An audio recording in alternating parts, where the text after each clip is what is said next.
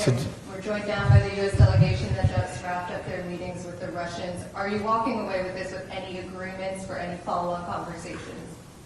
Well, I would start by saying we've agreed on 4 principles that I think are important. The first is that we're going to appoint our teams respectively to work very quickly to reestablish the functionality of our respective missions in Washington and in Moscow.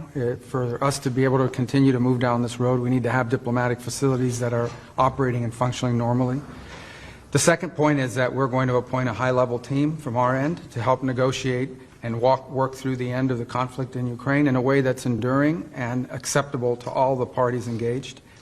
The third point is to begin to work at a high level as well to begin to discuss and think about and examine both the geopolitical and economic cooperation that could result from an end to the conflict in Ukraine. Obviously, we'd have to see that conflict come to a successful and enduring end in order for that to be possible.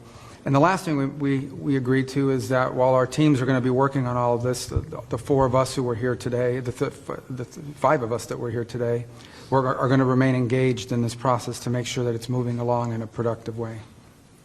What does an enduring and successful end look like? Did you present any proposals to the Russians today?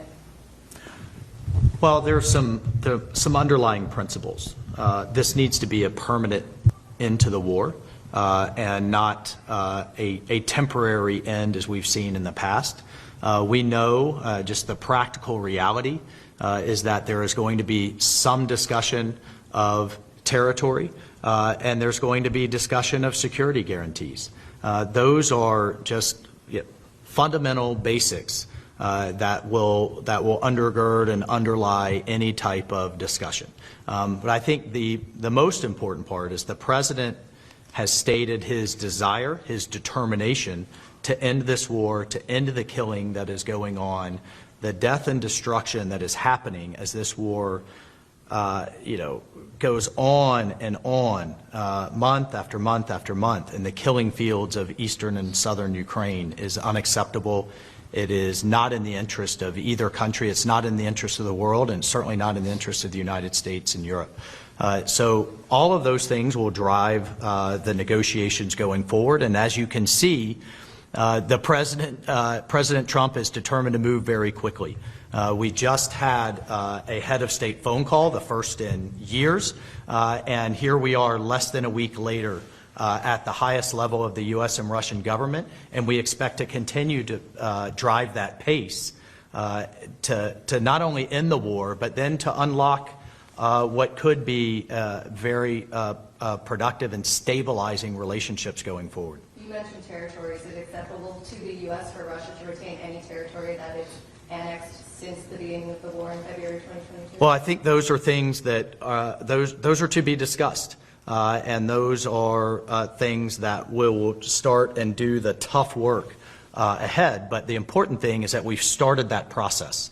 And what the President did not find acceptable was an endless war in Europe that was literally has turned into a meat grinder of people on both sides. So if you just think about, just in a few months, President Trump has shifted the entire global conversation from not if the war is going to end, but just how it's going to end.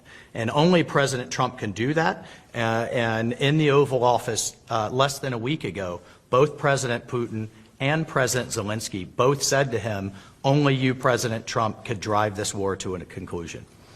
What concessions do you expect? Well, again,